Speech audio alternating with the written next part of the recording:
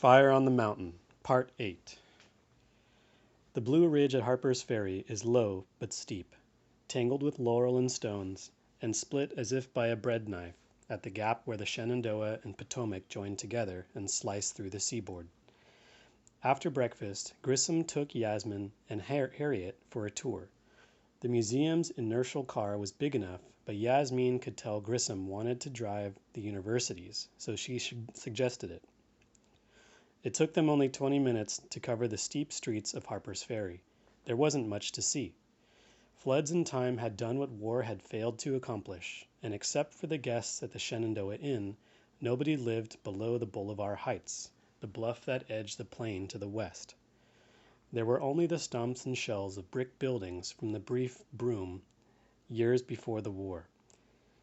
The treasure of the town was not in its dank stone buildings, but, as John Brown had so correctly noted, its strategic situation, cradled between two forked mountain rivers, where they plunged through the gap in a mountain that was straight, smooth, and almost unbroken to the south, looking to Brown and Tubman like a spear pointing at the heart of the slave South.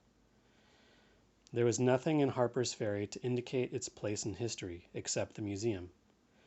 Most of the John Brown memorials, Grissom told Yasmin and Harriet, were 50 miles up the valley near Roanoke, his captured city, where he fought most of his battles, died, and it was said, was buried on one of the peaks. But no one knew exactly which one. One of the interesting things about your great-grandfather's paper is the light he sheds on the subject. Grissom took a hollow of his two visitors standing in front of the old engine house, where Brown had locked up his hostages, and they headed east for Charlestown. The three of them sat in the wide front seat, Harriet in the middle. She seemed in a better mood, Yasmin noticed. Perhaps it was the shoes. They were no more colorful, and the soles were still thick, but they had stretched a little up her ankles in a graceful curve. Grissom stepped on the gas pedal, easing the big machine up to 100, enjoying the smooth rumble of the hydrogen-fired internal combustion 8. The inertials, which ran on electric flywheel motors, made only a hum that barely changed in pitch or volume, with a top speed of 95. They were steady, cheap, and safe, but unexciting. This magnificent antique roared like a corn picker when it was opened up. "It's wonderful," Grissom said. "Do you drive it all the time?" Yasmin laughed and shook her head. "The university keeps it for special occasions. I only got it because the motor pool manager's father was a friend of my great-grandfather's, and he convinced the school that it would be appropriate for the trip." "And because she's afraid to fly," Harriet chimed in. "I will fly. I just don't like to. I flew back from Africa." "Gritting your teeth all the way," Harriet said. "Still." "I think driving is boring," Harriet said. "You can't see anything but bugs and sticks." "Well, it's not boring to me," Grissom said, easing on up to 120. "I drove one of these in Chicago when I was a kid. I worked one summer for a millionaire out in Evanston." "Speaking of the past, did you read the letters?" "Most of them," Yasmin said. She remembered going to sleep with them on her lap. As always, when she remembered her recurring dream, her heart leapt up into her breast, as if someone had come for it. Then it fell back, disappointed. "What a sad story," she said. "I read some of them," Harriet said. "They're neat, but when does this Dr. Hunter meet Granddaddy?" "Keep reading. You'll see. Tomorrow morning I'd like you both to meet the woman who loaned the letters to the museum. I promised her I would bring you by." "Tomorrow morning? But we have to be back in Staunton." "It's the Mars landing," Harriet said. "We're going to watch it with Granny. Know why?" "Of course he knows why," Yasmin broke in. "I know who your father was," said Grissom. "And I know you're proud of him. Well, let me at least show you Charlestown while you're here." Yasmin had been born and raised in Nova Africa, near Savannah. Like most Nord-African families, hers has in its roots the South, but some of its branches north of the border in the USSA. Most black people had moved south to the new nation after independence in 1865, but many, like Leon's ancestor, had not. Yasmin had been to Virginia many times, but usually as Leon's wife, and then as his widow, always at the other end of the valley near Staunton. She had never really known the Shenandoah, flowing northward like the Nile, where her own great-granddad had been born. He had left as a boy, and she had no relatives living here now, as far as she knew. Once, after her father had died, her mother had driven her through this part of the country, but that was 25 years ago, before the revolution in the U.S., and Yasmin remembered only the filthy bathrooms and twisted faces of a country at war with itself. It seemed more peaceful now, but still not prosperous. Maybe Africa had spoiled her. Even Nova Africa had seemed provincial and a little shabby after the grand plains, sweeping highways, and soaring cities of Zimbabwe and Azania.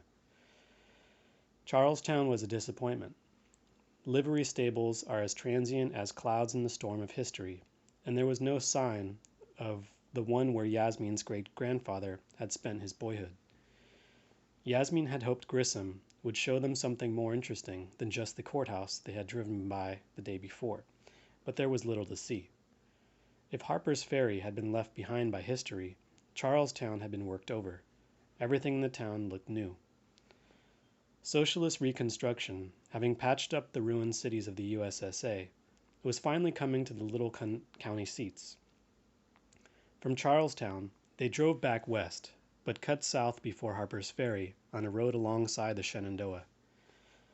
The west or valley side of the river was gentle, golden, with wheat fields leading almost down to the water, but the east, the mountainside, was steep and wild.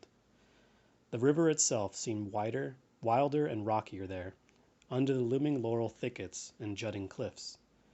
Harriet looked up, trying to imagine what it was like for a band of men to make their way up, loaded with rifles and supplies, and even wounded. 10 clicks south of Harper's Ferry, Grissom seemed to find what he was looking for.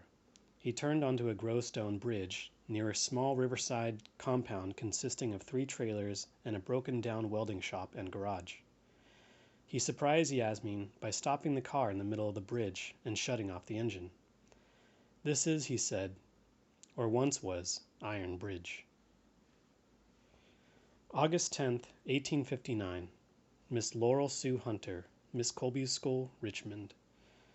Dear Laura Sue, I was very sorry to get the word about John. He was dear to us all, but dearest and closest to you, and my heart is with you at this time. I hear from Uncle Reuben he is to be buried in Baltimore, by Aunt Claire. I will be there when they bring him from the train. War is cruelest to the innocent. Do not fill your heart with hatred against those who mistakenly but irrevocably took his life. Your loving and sorrowing brother, Thomas, Philadelphia.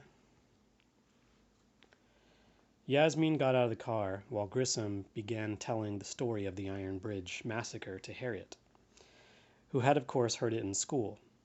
Served them right, she said. Yasmin agreed, she guessed. Still. Yasmin stared over the rail into the fast, unblinking, cold little eye of the river. She had always found the story fascinatingly cruel, almost like a fairy tale, even though it was true. At Iron Bridge, the first effort to go after Brown and Tubman had met with a spectacular and horrifying defeat. A volunteer squad of Shenandoah Military Institute cadets, enthusiastic and foolish, swelled up the arrogance of slave Virginia, had started up the mountain, led by one of their teachers with a special commission from Governor Wise, which he later tried to deny and hide. Not one had survived. They had been killed and laid out on the new iron bridge with their throats cut as a warning. That act of terror, Grissom explained to Harriet, had established in the mind of the South the seriousness of the revolt. It had given Brown and Tubman breathing space. It had discouraged volunteers. Yasmin had seen the old drawings from Frank Leslie's Illustrated, more precise and horrifying than any hollow or photo could be, of the boys all arranged face up along the boards of the bridge, throat up. The youngest of them hardly more than Harriet's age.